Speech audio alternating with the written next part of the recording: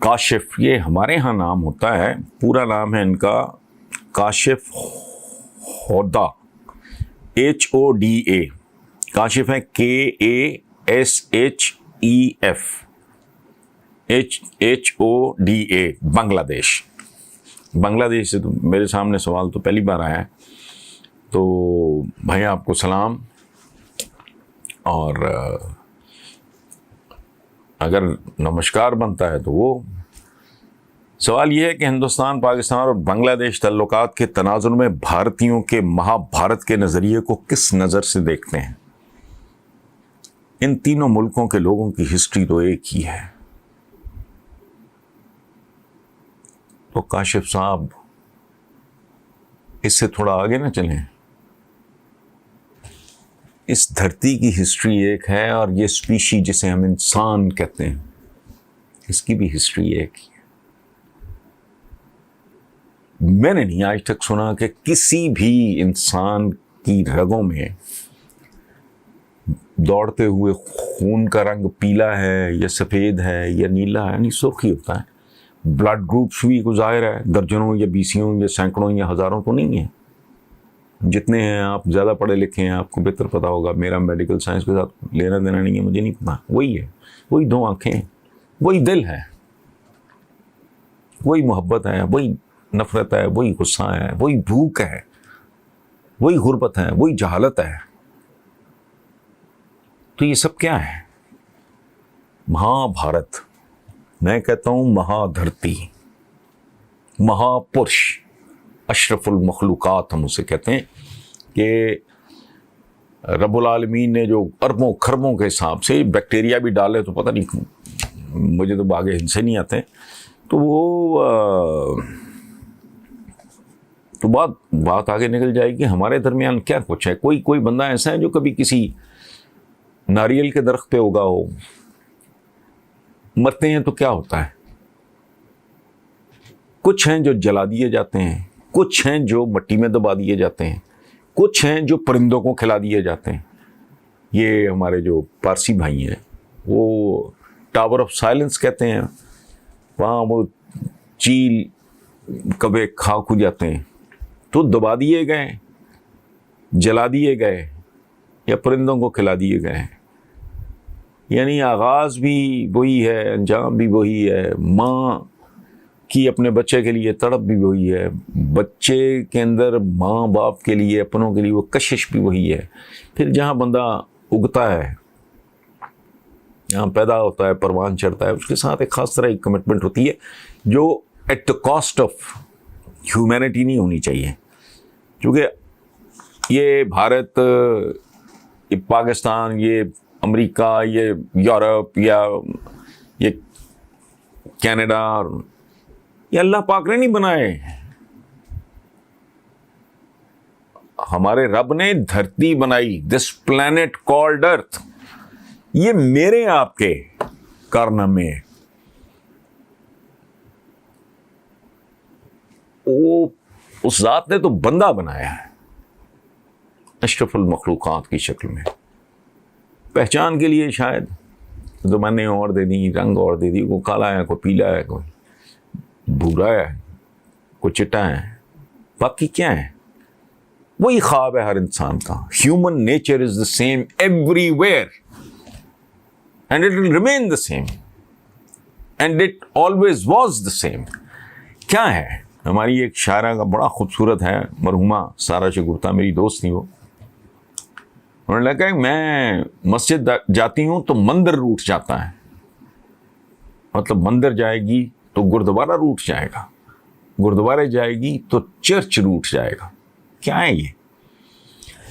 میں تو یہاں تک کہتا ہوں اور اس میں بلیو کرتا ہوں کہ جو کوئی کروڑوں سال پہلے جو کوئی آگ کی پوجا کرتا تھا، کروڑوں نہیں، وہ تو خیر پہلے بھی ہے، ایران میں تو زرتشت میرا خیال ہے، وہ جو ناگ راجا کو پوجتا تھا وہ بھی اصل میں اسی کو پوج رہا ہوتا تھا۔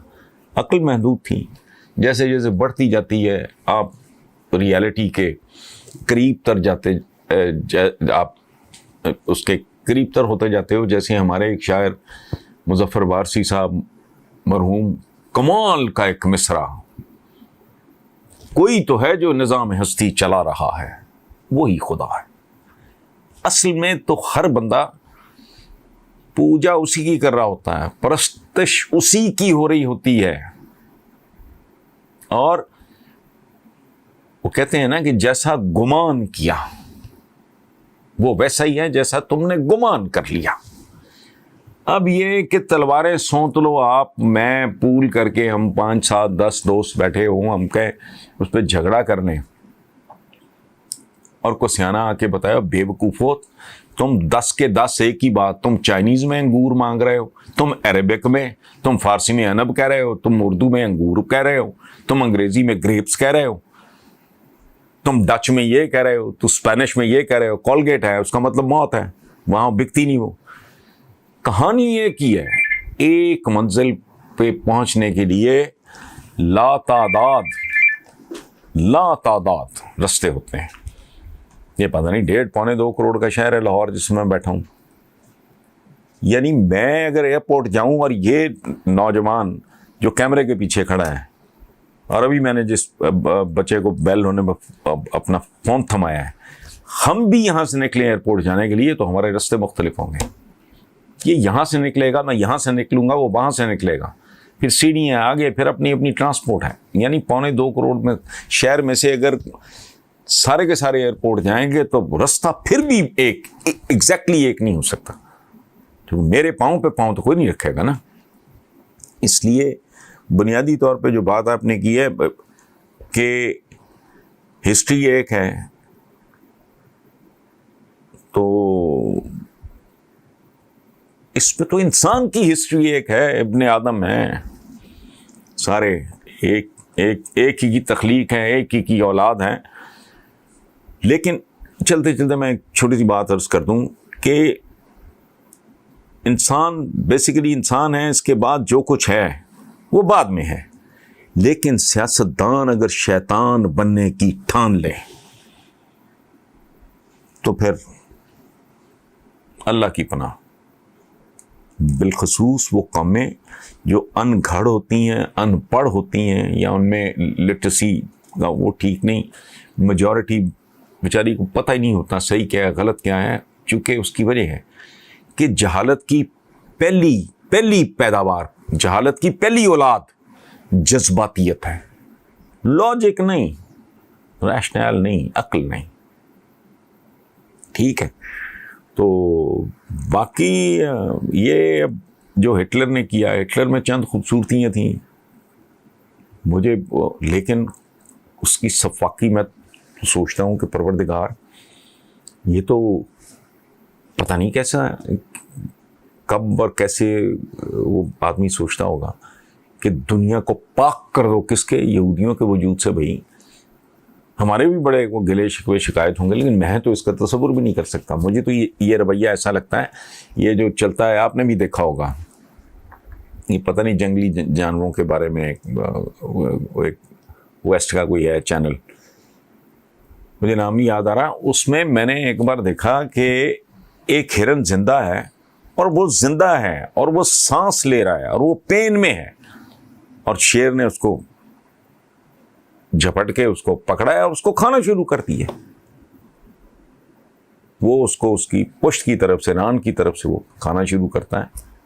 مجھے شاید ابھی نام یاد آ جائے اس چینل کا، بہت پاپولر ہے، وہ جانوروں پہ ہی ہوتا ہے ان کا۔ تو مجھے تو اس طرح کے انسان ایسے لگتے ہیں، لیکن ایسے ہوتے ہیں۔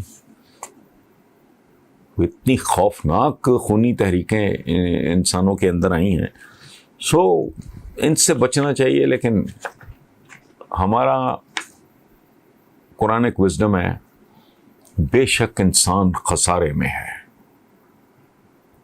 اور شاید یہی انسان کا، میں تو کہتا ہوں کہ جو تھوڑا سا اختیار ہے نا، فرشتوں سے لے کے جو باقی جو مخلوقات ہیں وہ تو پروگرامڈ ہیں، وہ تو اس سے ہل ہی نہیں سکتے۔ انسان کو جو تھوڑی سی چھوٹ ملی ہے نا، یہی عذاب ہے اس کا،